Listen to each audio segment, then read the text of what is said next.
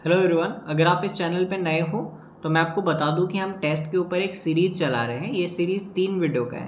पहले वीडियो में हमने आपसे बात किया था कि कौन सी बेस्ट टेस्ट सीरीज़ है, टेस्ट में कैसे मार्क्स इंप्रूव करना है और कितने टेस्ट देने हैं, यानी कि टेस्ट देने से पहले वाले फेज़ को हमने डिस्कस कर लिया था। आज के इस वीडियो में हम लोग टेस्ट देने वक्त वाले फेज़ को डिस्कस करने वाले हैं कि टेस्ट देने के लिए एक सही स्ट्रैटेजी क्या होनी चाहिए, कैसे हम टाइम मैनेजमेंट कर सकते हैं, कौन से सब्जेक्ट से स्टार्ट करना चाहिए, कौन सा सब्जेक्ट लास्ट में करें। स्ट्रेस या पैनिक हो जाते हैं कि टेस्ट में तो सवाल नहीं बनते, घर आके वही सवाल बन जाते हैं। सिली मिस्टेक, बबलिंग एरर बहुत ज़्यादा हो रहा है। आउट ऑफ एनसीईआरटी क्वेश्चंस का क्या करना है, भैया हम सैचुरेट हो जाते हैं टेस्ट देते देते। इन सारे प्रॉब्लम्स को एक वीडियो में डिस्कस कर लेंगे। ये सारी प्रॉब्लम तुम्हारी ही है जो तुमने मुझे कम्युनिटी पोस्ट में बताया था। मैं हर वीडियो बनाने से पहले कम्युनिटी पोस्ट करके तुम्हारी प्रॉब्लम सुनता हूँ, हर एक प्रॉब्लम्स पढ़ता हूँ और उन सारे प्रॉब्लम को एक वीडियो के थ्रू सॉल्व करता हूँ। ठीक है, तो पेन एंड पेपर लेके बैठो।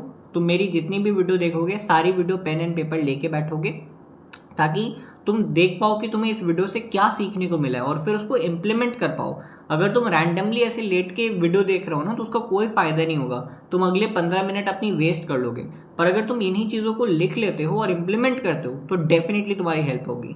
सो if you practically want to crack NEET, मैं एक एवरेज बंदा हूँ जिसने 435 नंबर अपने पहले अटेम्प्ट में स्कोर किया था, देन मैंने ड्रॉप लिया और 675 मार्क्स स्कोर किया है। इस चैनल पे मैं हर वो चीज़ शेयर करता हूँ जो मैंने अपने ड्रॉप ईयर में किया था अपने मार्क्स को इम्प्रूव करने के लिए।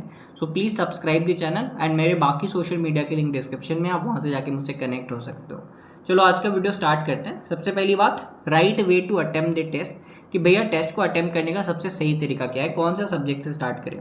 देखो, I will suggest you one very important thing कि start with bio and end with bio. Why should you start with bio? देखो, जब हम पेपर स्टार्ट करते हैं ना तो हम बहुत ज़्यादा नर्वस होते हो। तो लेट से मान लो हम फिजिक्स से स्टार्ट करें, तो फिजिक्स में मान लो तुम पहला क्वेश्चन किए, दूसरा क्वेश्चन किए, दूसरे क्वेश्चन में कुछ लंबा कैलकुलेशन था, आपको रियलाइज होता है कि यार कहीं मेरी कैलकुलेशन में कुछ एरर ना आ गया हो, तो आप अपनी कैलकुलेशन को देखते हो। फिर तीसरा क्वेश्चन करते हो, चौथा क्वेश्चन करते हो, फिर आपको लगता है यार कुछ कैलकुलेशन में प्रॉब्लम ना आ गया हो, तो बार बार आप अपनी कैलकुलेशन चेक करने लगोगे क्योंकि आप नर्वस हो। तो आप फिजिक्स से या केमिस्ट्री से स्टार्ट नहीं कर सकते, तो आप बायो से स्टार्ट करो। होता क्या है कि पहले 20 मिनट में अगर आपके बायो के 50 सवाल हो जाते हैं तो आपको एक कॉन्फिडेंस आता है। और बायो एक ऐसी चीज़ है कि आप कितने भी नर्वस हो आप गलत नहीं कर सकते हो, है ना। फिजिक्स में हो सकता है कि आप बेसिक कैलकुलेशन मिस्टेक कर दो, 15 × 5 90 लिख के आ जाओ, पर बायो में ऐसा कोई गलती करने का स्कोप नहीं होता। तो स्टार्ट विद बायो, तुम्हारी सारी नर्वसनेस शुरू वाली जो जितनी भी प्रॉब्लम है और जो एक्स्ट्रा टाइम तुम स्पेंड कर दोगे फिजिक्स केमिस्ट्री को करने में, वो सारी चीज़ें तुम बचा सकते हो। And Y should you and with bio, ये मैं आपको प्रैक्टिकली बताता हूँ कि मैंने खुद ने एक टेस्ट में केमिस्ट्री करा था। मैं आखिरी 5 मिनट बचे थे और 5 क्वेश्चन बचे थे। ठीक है, हो जाना चाहिए, बहुत ईजी। और वो पांचों क्वेश्चन मूल कॉन्सेप्ट के बहुत बेसिक क्वेश्चन थे, कसम से मुझसे एक भी क्वेश्चन नहीं हिला।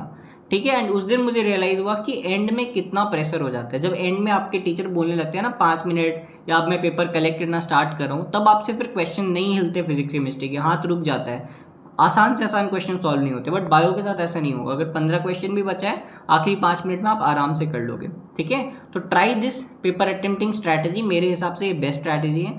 हाँ, कोई हार्ड एंड फास्ट रूल नहीं है यार। देखो, अगर तुम एक अच्छी स्ट्रैटेजी ऑलरेडी अडॉप्ट कर रहे हो जो तुमको लगता है कि नहीं ये मेरे लिए फ़ायदेमंद है, तो उस पर स्टिक करो। पर अगर एक बार इसको जरूर ट्राई करके देखना, तुम इतने सारे टेस्ट देने वाले हो नीट से पहले, तो ये स्ट्रैटेजी 2-3 टेस्ट में ट्राई करके देखो। अगर तुम्हें इंप्रूवमेंट लगे तो प्लीज़ इसको अडॉप्ट करो। दूसरा, तो तुम्हारा सैचुरेशन का प्रॉब्लम है ना, वो भी काफ़ी हद तक इससे सॉल्व हो जाएगा। क्योंकि मान लो 2 घंटे 2.5 घंटे हुए हैं और तुम सैचुरेट अगर हो गए हो, मान लो ऊब गए पेपर करते हुए, फिर भी बायो के क्वेश्चन बना सकते हैं। बट फिजिक्स केमिस्ट्री में एफर्ट ज़्यादा लगती है, वहाँ पे दिक्कत होगा। देखो, टाइम मैनेजमेंट कैसे करना है। देखो, टाइम की कभी भी कमी नहीं पड़ेगी अनटिल तुम बैठ के टाइम वेस्ट करो। So until you waste time there is no time issue. जब तक मान लो कोई एक क्वेश्चन है तुम उस पर बैठ के 2 मिनट वेस्ट नहीं करते, तब तक तुम्हें 2 मिनट की कमी नहीं होगी पेपर में। ठीक है, तो इसके लिए मैं आपको सजेस्ट करूंगा 3 टाइम्स पेपर अटेम्प्टिंग स्ट्रैटेजी। ये कोई मेरी स्ट्रैटेजी नहीं है कि मैंने इसको डेवलप किया या समथिंग, बहुत सारे टीचर्स सजेस्ट करते हैं, बहुत जगह आप सुनोगे, बट मेरे हिसाब से ये बेस्ट स्ट्रैटेजी है। तो अगर आप ये वाली स्ट्रैटेजी फॉलो करोगे ना तो आपको टाइम मैनेजमेंट में कभी प्रॉब्लम नहीं आएगा। तो ये 3 राउंड में आपको पेपर अटेम्प्ट करना है, first round, second round, third round. First round में आपको सिर्फ वो क्वेश्चन अटेम्प्ट करने हैं जो बहुत ज़्यादा ईजी है और बहुत आसानी से आप उसको सॉल्व कर सकते हो। मतलब 1 सेकंड में आपने उसको टिक मारना है और आगे बढ़ना है, बस वो क्वेश्चंस आपको सॉल्व करने हैं। तो मेनली बायो के ज़्यादातर क्वेश्चन आजकल जैसा बायो पूछा जा रहा है, मेरे हिसाब से अगर आपको 90 क्वेश्चन करने हैं तो 75 से 80 क्वेश्चन बायो के आराम से सॉल्व हो जाएंगे। ऑर्गेनिक इनऑर्गेनिक के सवाल और फिजिक्स और फिजिकल केमिस्ट्री के कुछ बहुत बेसिक थियोरिटिकल क्वेश्चंस आपको पहले राउंड में करने हैं। पहले राउंड में बड़ा दिल रखना है, ठीक है। मुझे पता है कभी भी क्वेश्चन छोड़ने का मन नहीं करता, और इसी एक गलती के कारण मैंने सिर्फ 8 क्वेश्चन गलत किए थे नीट 24 में। उसमें से एक सवाल मेरा ये गलत हुआ था। अब देखो, जिसने एग्जाम्पल रट लिया होगा उसके लिए क्वेश्चन डायरेक्ट और ईजी था, फर्स्ट राउंड वाला क्वेश्चन था। लेकिन मैंने इस क्वेश्चन को ऐसे याद किया था कि ये हुआ डिफरेंशिएशन, ये हुआ डी डिफरेंशिएशन एंड ये हुआ री डिफरेंशिएशन। और अभी तो मैं काफ़ी कुछ भूल गया हूँ, पर उस टाइम 3 महीने हो गए, पर उस टाइम मैंने याद कर रखा था कि यहाँ पर वो प्राइमरी टिश्यू, यहाँ पर एक एडल्ट टिश्यू, देन यहाँ पर अगेन प्राइमरी टिश्यू, यहाँ पे एक एडल्ट टिश्यू, उस हिसाब से मैंने एग्जाम्पल को लिंक किया था। इन शॉर्ट ये वाला जो क्वेश्चन था ये मुझे आराम से बैठ के सोच के सॉल्व करना था, पर मैंने इसको पहले राउंड में अटेम्प्ट किया, जिसके कारण से मेरा ये क्वेश्चन, बहुत इजी क्वेश्चन जो मैं आराम से अपने थर्ड राउंड में कर लेता, मैंने उसको फर्स्ट में अटेम्प्ट करके गलती किया।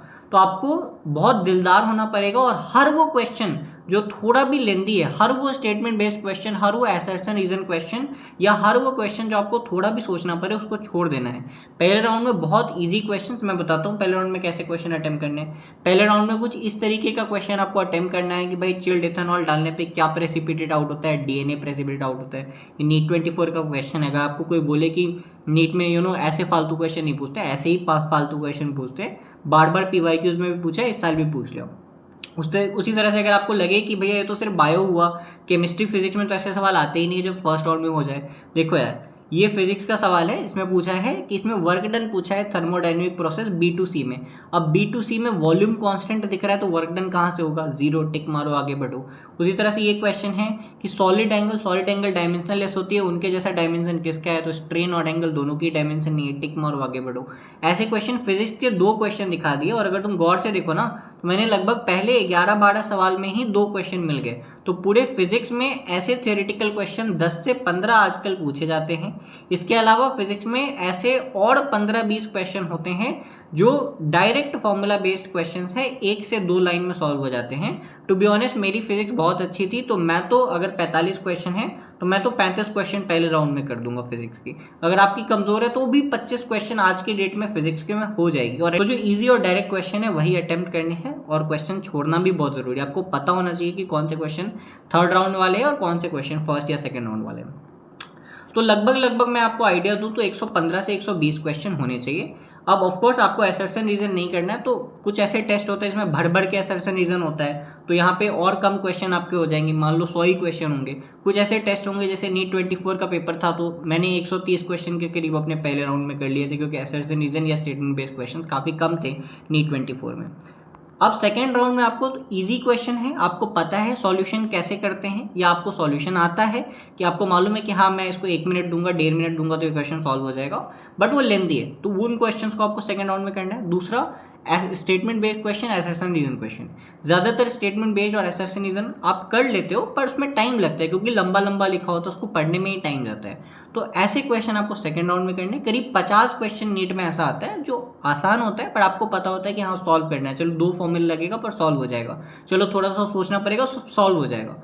और थर्ड राउंड में वैसे मात्र 5 से 10 क्वेश्चन जो बहुत डिफिकल्ट है, जो आप छोड़ने वाले हो पेपर में, जो आपको आता नहीं है, आपको पता नहीं है कैसे सॉल्व करना है, उन क्वेश्चन को थर्ड राउंड तक लेके आना है, ठीक है। अब मेरी बात करोगे तो मेरी प्रिपरेशन बहुत अच्छी थी, मैंने 675 स्कोर किया है, तो मेरे लिए मात्र एक वो क्वेश्चन था जो डिफिकल्ट लेवल में आया था। प्रैक्टिकली मुझे क्वेश्चन छोड़ देना चाहिए था, पर मैंने इस क्वेश्चन को तुक्का मारा, क्वेश्चन गलत हो गया, मुझे -1 हुआ, आई रिग्रेट इट, ठीक है, but it is what it is. तो मुझे सिर्फ एक क्वेश्चन डिफिकल्ट में लगा। अगर मैं अपना एग्जांपल दूं नीट 24 के हिसाब से, तो मैंने करीब 130 से 135 क्वेश्चन यहाँ कर लिया था, और लगभग बाकी के सारे क्वेश्चन मैंने अपने सेकंड राउंड में कर लिए थे, और थर्ड राउंड में मेरे हिसाब से कोई क्वेश्चन नहीं बचा था। मेरे जब आधा घंटा बचा था तभी मेरा पेपर कंप्लीट हो गया था, तो थर्ड राउंड में मेरे लिए एक क्वेश्चन था, तुम्हारे लिए शायद अभी 10 क्वेश्चन भी आए, कोई दिक्कत नहीं है। बट देखो, अब स्ट्रैटेजी का फायदा क्या है कि इसमें आपका कभी भी टाइम वेस्ट नहीं होगा। ऐसा कभी नहीं होगा कि आप पेपर के बीच में एक क्वेश्चन लेके 5 मिनट बैठ जाओ और फिर एंड में आपके आसान क्वेश्चन छूट जाए। कई बार क्या होता है, जैसे मान लो ये क्वेश्चन नंबर 25 है, अगर मैं 25 नंबर क्वेश्चन पे आके फंस जाता कि भाई ये क्वेश्चन तो बहुत टफ है, मैंने इस क्वेश्चन को थर्ड राउंड में किया, बट मान लो मैं क्वेश्चन को फर्स्ट राउंड में ही लेके बैठ जाता कि यार क्वेश्चन तो बहुत टफ है, मैंने बहुत बार अटेम्प्ट किया इस क्वेश्चन को, वहीं मैं अगर 3-4 मिनट गवा देता, तो मान लो एंड के जो आखिरी का 50 नंबर क्वेश्चन था या जो 49 नंबर क्वेश्चन था, जो बहुत आसान क्वेश्चन था, हो सकता है वो क्वेश्चन में से छूट जाए और ये क्वेश्चन तो मुझसे बनना ही नहीं था। तो at the end of the day अगर आप किसी क्वेश्चन पे बैठते नहीं हो, रुकते नहीं हो, तो आपको कभी भी टाइम का प्रॉब्लम नहीं आएगा। और अगर आप ये वाली स्ट्रैटेजी अपनाते हो तो आप बीच में कभी भी नहीं रुकने वाले हो, ठीक है। तो दिस इज द स्ट्रैटेजी। दूसरा बात कि भैया बबलिंग एरर हो रहा है, देखो बबलिंग एरर मेरा बहुत होता था, तो मैं आपको बताता हूँ इसका परफेक्ट सॉल्यूशन क्या है। देखो जब भी आप कोई क्वेश्चन पढ़ो, मान लो मैंने क्वेश्चन नंबर 1 पढ़ा, मान लो कि क्वेश्चन नंबर 151 है, तो मैंने मान लो क्वेश्चन नंबर 151 पढ़ा, मैंने टिक मारा कि चलो क्वेश्चन नंबर 1 मैंने अपने पेपर में टिक मार लिया। अब मैंने जब जैसे ही वहाँ पे टिक मारा, मुझे अपने OMR में डॉट कर देना है। 152 मैंने टिक मारा, डॉट कर दिया, 153 टिक मारा, डॉट कर दिया। अभी डॉट करने में आपका एक्स्ट्रा टाइम नहीं जाएगा, just a tick and dot, ठीक है। तो आपका इस तरह से मान लो आपने 159 क्वेश्चन तक किया, 160 आपने छोड़ दिया, तो ये 10 क्वेश्चन के करीब आपने इस तरह से डॉट कर लिए। अब आपको क्या करना है, वापस से 151 खोलो और अब देखो कि 151 में क्या मैंने 1 ही लगाया था। इफ़ यू आर इंश्योर्ड हाँ 1 था, यहाँ पे आपका 1 डॉट है, तब उसको रख दो, ठीक है। तो this is a kind of 2 step verification, जहाँ पे जब आप क्वेश्चन करते जाते हो तब आप डॉट लगाते जाते हो और उसके बाद जब आप रखने जाते हो तो आप वापस से वेरीफाई करते हो कि मैंने सही डॉट्स लगाए या नहीं।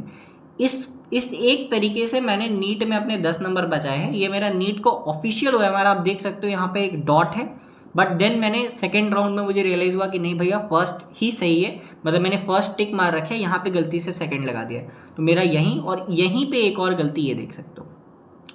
तो 10 नंबर मैंने अपने नीट में इस एक तरीके से बचाए हैं। And this is the benefit of watching practical videos यार।